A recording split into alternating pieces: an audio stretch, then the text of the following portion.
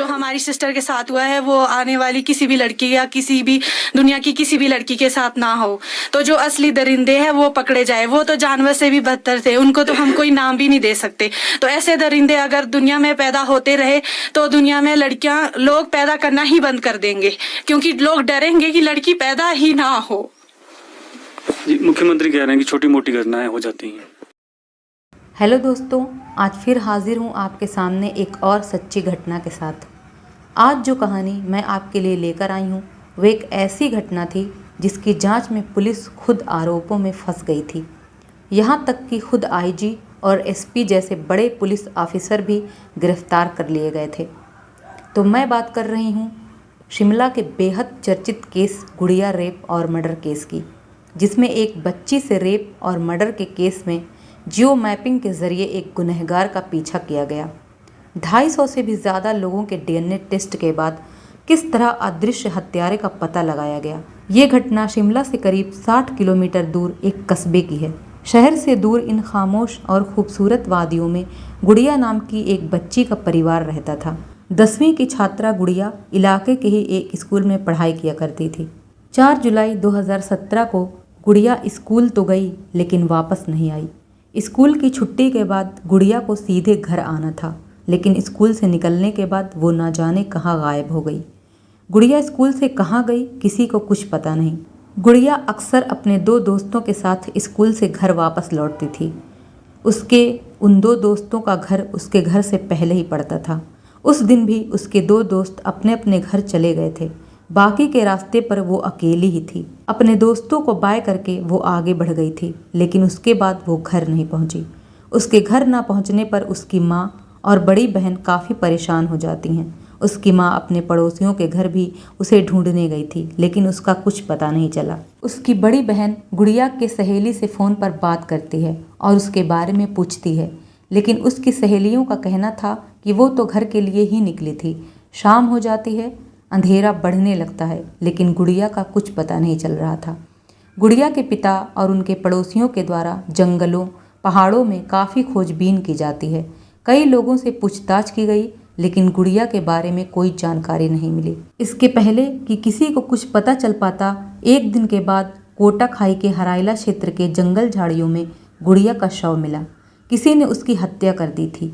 Forest विभाग के कुछ लोगों द्वारा गुड़िया की लाश देखी गई थी। गुड़िया के शरीर पर एक भी कपड़ा नहीं था। उसकी हालत बहुत ख़राब थी। 16 साल की गुड़िया से हुई दरिंदगी दिल दहला देने वाली थी। घटना की खबर जंगल में आग की तरह पूरे इलाके में फैल चुकी थी।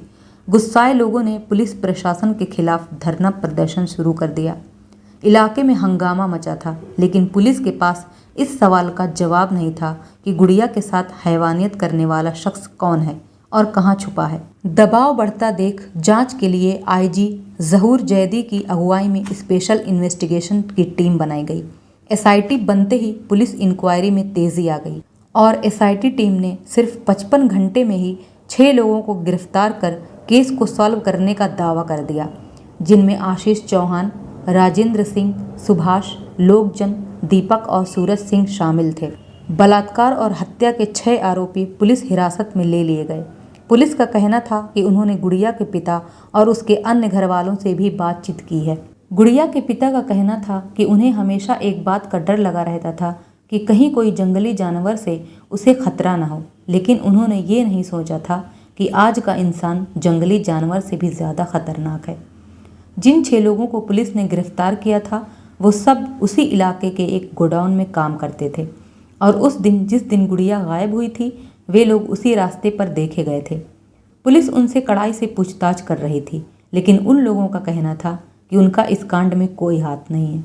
बलात्कार और हत्या के 6 आरोपी पुलिस हिरासत में थे, लेकिन उन्हें किस आधार पर गिरफ्तार किया गया था, उनके खिलाफ कौन कौन से सबूत पाए गए थे, ये साफ नहीं था। पुलिस वालों पर ये आरोप लग रहे थे कि उन्होंने असल अपराधी को गिरफ्तार करने के बदले बेकसूर लोगों को पकड़ लिया है। तमाम शक और सवालों पर पुलिस खामोश थी। ये शक तब और गहरा हो गया जब हिरासत में लिए गए एक आरोपी की अचानक हत्या हो गई। पुलिस जब खुद शक के घेरे में हो तो इन्वेस्टिगेशन और मुश्किल हो जाती है। यहाँ पर सीधा आरोप पुलिस के ऊपर एक आरोपी की हत्या का था। सूरज की मौत के बाद इस मामले में लोगों का गुस्सा इतना बढ़ गया था कि उन्होंने कोटखाई पुलिस स्टेशन में आग लगा दी थी। इस मामले को लेकर कई स्थानों पर उग्र प्रदर्शन भी हुए थे। जनता में बढ़ता रोष और एसआईटी पर लगे गंभीर आरोपों को देखते हुए इस मामले की जांच सीबीआई को सौंप दी गई और इसके बाद केस को दोबारा खोला गया। सीबीआई का कहना था कि एक आरोपी की पुलिस हिरासत में बहुत डाउटफुली मौत हुई है। ये बहुत ही सीरियस मामला है। पुलिस कस्टडी में एक आरोपी की मौत क्यों और कैसे हुई, ये सीबीआई को पता लगाना था। हिरासत में एक आरोपी की हत्या के आरोप में सीबीआई ने आईजी और एसपी समेत 8 पुलिस वालों को गिरफ्तार कर लिया। पुलिस पर 18 जुलाई की रात एक आरोपी सूरज को पीट पीट कर मारने का आरोप लगा था, लेकिन ये सवाल अब भी कायम था कि पुलिस ने गुड़िया से रेप और मर्डर के केस में उन 6 लोगों को किस एविडेंस पर गिरफ्तार किया था। बच्ची के साथ हुई दरिंदगी की पूरी कहानी क्या थी? क्या पुलिस सच्चाई को छुपा रही थी? जांच के घेरे में पुलिस वाले भी थे। सीबीआई को पुलिस ने पूछताछ में बताया कि उस दिन गुड़िया अकेली स्कूल से घर आ रही थी। तब उन 6 लोगों में से एक आरोपी ने बच्ची को लिफ्ट देके गाड़ी में बिठाया और वो बच्ची को जंगल की ओर ले गए और वहाँ उन 6 लोगों ने उसके साथ घिनौना कृत्य किया और फिर उसकी हत्या कर दी। वे सब इस इलाके में मजदूरी करते हैं। इनको शराब और ड्रग्स की भी लत है। पोस्टमार्टम रिपोर्ट के मुताबिक उन लोगों ने बच्ची को गला घोंटकर और नाक दबाकर मारा था, ऐसा पुलिस का कहना था।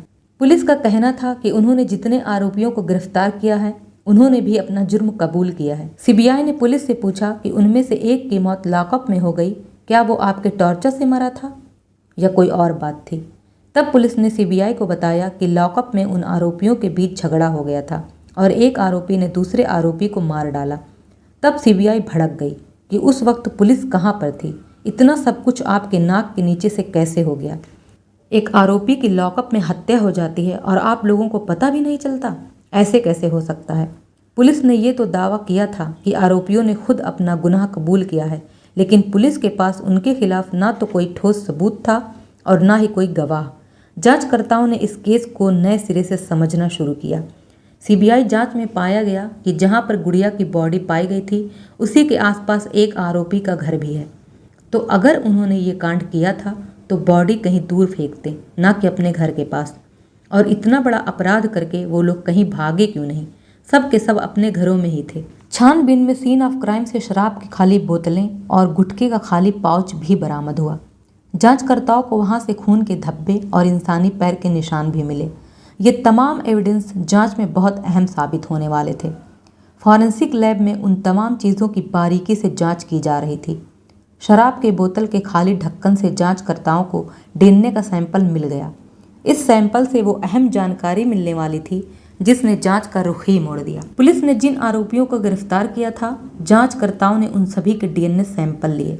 जांच में ये पाया गया कि किसी भी शख्स का डीएनए सीन ऑफ क्राइम पर मिले डीएनए से मैच नहीं कर रहा है और गुड़िया के शरीर पर मिले डीएनए से एक बहुत अहम बात पता चली कि गुड़िया का रेप और मर्डर सिर्फ एक ही व्यक्ति ने किया है। सीन ऑफ क्राइम से मिले फुटप्रिंट से ये पता करने की कोशिश की गई कि मौके पर कितने लोग मौजूद थे, उनका मूवमेंट क्या था। उस डिजिटल फुटप्रिंट को गिरफ्तार किए गए आरोपियों के डेटा से मैच किया गया। सीन ऑफ क्राइम से डिजिटल फुटप्रिंट और डीएनए से 2 बातें सामने आईं। पहली ये कि इस पूरी वारदात को सिर्फ एक शख्स ने अंजाम दिया था और दूसरी ये कि जो आरोपी पकड़े गए थे वो सभी निर्दोष थे। लेकिन सवाल ये था कि आरोपी था कौन?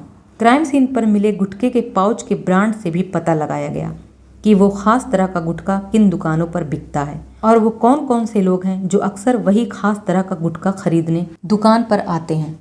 सिर्फ गुटखा बेचने वाले दुकानदार ही नहीं, जांचकर्ताओं ने इलाके में रहने वाले कई दूसरे लोगों से भी पूछताछ की, लेकिन इससे कोई ठोस जानकारी हाथ नहीं लगी।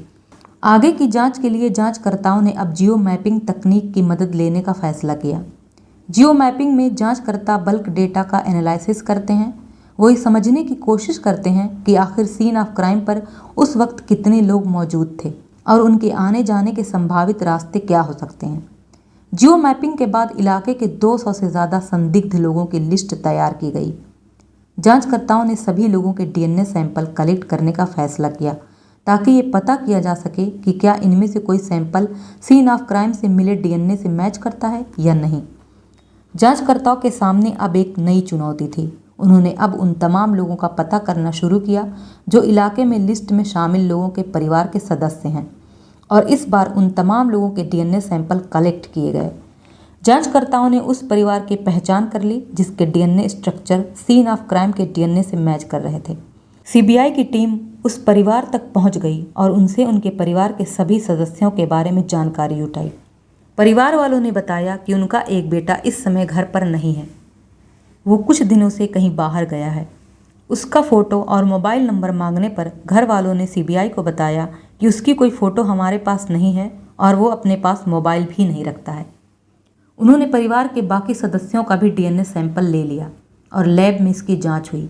सभी सदस्यों के डीएनए सीन ऑफ क्राइम से मिले डीएनए स्ट्रक्चर से मैच कर रहे थे।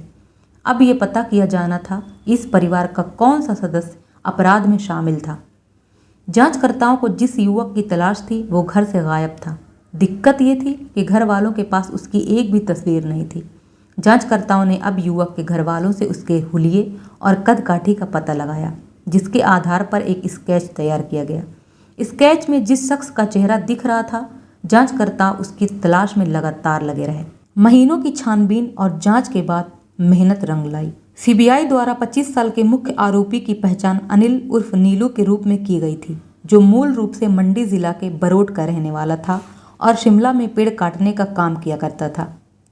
जांचकर्ताओं को अब असली सस्पेक्ट मिल चुका था। जांच में उस शख्स के डीएनए और फिंगरप्रिंट मैच कर गए जो सीन ऑफ क्राइम से मिले थे। फॉरेंसिक जांच में जो कहानी सामने आई उसके आधार पर आरोपी के खिलाफ चार्जशीट तैयार की गई। नीलू चरानी ने सीबीआई को बताया कि उस शाम मैंने जब उस लड़की को अकेले देखा तो मेरा मन मचल गया था। फिर मैंने उसका पीछा किया और रास्ते से पकड़कर उसे बीच जंगल में ले गया, उसके साथ मारपीट की और फिर उस मासूम के जिस्म से अपनी हवस मिटाई। इसके बाद उसका मुंह और गला दबाकर उसे मार दिया। मामला कोर्ट में गया और कोर्ट ने इस इकलौते आरोपी को उम्र कैद की सज़ा सुनाई।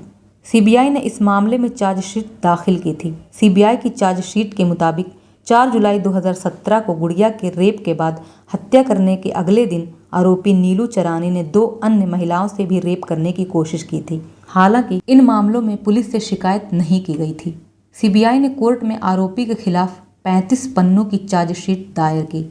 चार्जशीट में आरोपी के खिलाफ दोष साबित करने के लिए 60 गवाह बनाए गए थे। सीबीआई की ओर से अकेले नीलू चरानी के खिलाफ चार्जशीट में पेश किए जाने से ये भी साफ हो गया कि आरोपी ने अकेले ही इस वारदात को अंजाम दिया था।